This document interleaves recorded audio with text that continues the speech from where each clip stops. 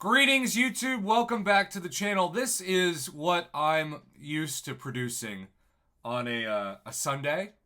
A little auto fight in the event quest. A little chance to burn some soon-to-be expiring energy refills. I was just able to spend not only enough energy refills to get me within 1,000 skill points, which of course I'll definitely get, for, some fairly unadventurous milestones for a 7-hour event. But most notably, I did want to reach my goal, which is normally about 2 million points, not 2,000. 2 million points in hero use, get that extra generic 6 stone. Right after hero use is level up. That's always exciting. So, that's what I prefer to do. It's not impressive. It can be viewed as pathetic by people who look up to only YouTubers who post the hardest of content, of which I very much respect their skills.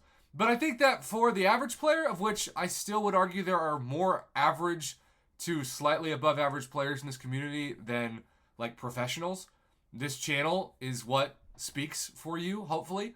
This is a voice of the average player who has a lot more mistakes than accomplishments and can occasionally look like he's not completely inept with skills, although that is even questionable.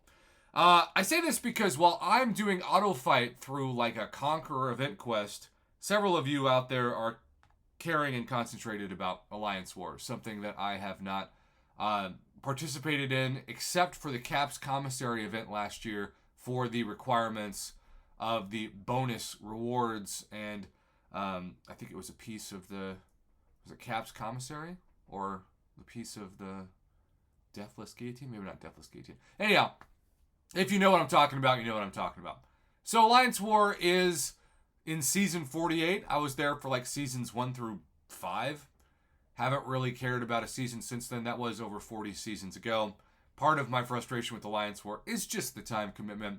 I could do backup and hopefully never be used in other alliances, but somebody recently tried to recruit me and wanted me to participate in Alliance War, and I thought to myself, I really value how my current alliance doesn't care if I don't do a war. I don't care about the rewards. I care about the stress and the time commitment, even if you just have to buy as many loyalty revives as possible until you clear your path. Even that, still not worth the stress to me. I know that sounds pathetic to some people, but it just isn't. I'm semi-retired from life, it feels like, in some ways, in terms of the stress of it, and this is partially that. But Kabam is taking this Alliance War meta and still using certain alliances to be matched with that aren't even active. This is a crazy story brought to the channel by Chaos Penguin, who says, check out this alliance my alliance got matched with in war. Now what I'm going to do to illustrate this is actually bring the images up and then hide my webcam so you can see the full information on the screen.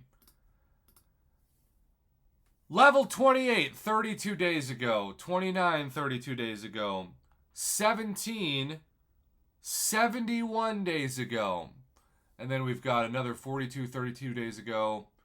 33, 32 days ago, 28. So imagine being matched up against an alliance in an alliance war where there are only 6 out of 30 members, but most notably, even more than that, they haven't been active in over a month.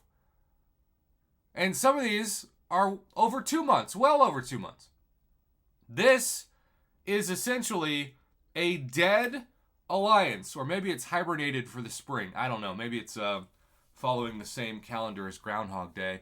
I don't actually think that's accurate. Please don't look that up and say I was wrong, because I realize it's a joke.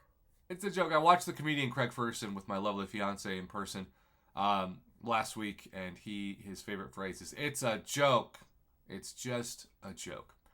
Needless to say, they will take the easy Alliance War win. But the bigger question is, why is Kabam even matching alliances that are not active currently in the system either?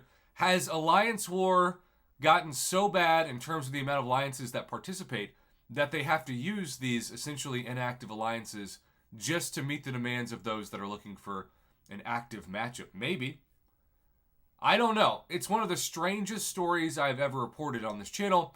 And just to let you all know, like, I do view what my channel does, and it's definitely the highs and lows of it all. From predictions that turn true to embarrassing mistakes. This is a form of community reporting. It's a form of journalism, believe it or not.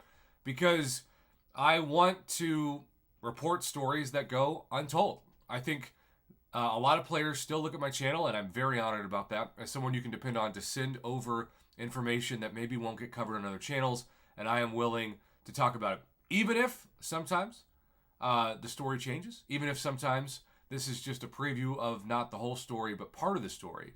That is something that I think, as the world of actual journalism sadly continues to die, the communities that we used to grow up with in like City Hall or town squares are gone. But communities like MCOC, which of course would not have existed before the internet and before cell phones, are as popular as anything in local communities or even states. And so I believe there is a future in reporting that involves not the communities of cities, but the communities of, say, gaming communities and influencing communities. And that there are a lot of great stories and a lot of great people to interview, to tell those stories, that I'm going to make the next 35 years of my career push to create a new college degree that lets you take the, I guess, traditional skills of journalism and make them into a content creation space. So all of this is about legacy more than it is about revenue, more than it is about anything. And that's where I feel very excited about, to make an impact before I leave this earth and you blink and you're gone, you know? All the stuff you think is important, all the stuff behind me, it's not mine. Somebody else will get it. So all I can do while I'm here is try to tell good stories and help people. And that's why my channel still exists. So I don't know if this is something that is going to be ever seen again. If your alliance has seen something like this, reach out to me. I'll try to do a follow-up video on it. Maybe this is a one-off. Maybe Mr. Chaos Penguin is the only person that's seen this. I have no idea. All I know is that it is highly fascinating that you could go into an alliance war where you don't just automatically win, but the people never even log into the game, and how they're being auto-enlisted when they're not even active is truly crazy. And yet, it's the reality. If it happened to you, especially given the levels and the ratings, I haven't seen Chaos Penguin's roster, but I know it's much better than any of these, then even if they were active, you should comfortably win. But the fact that they're not even moving, they're not even logging in, and they're still being matched up, that, my friends, is truly crazy.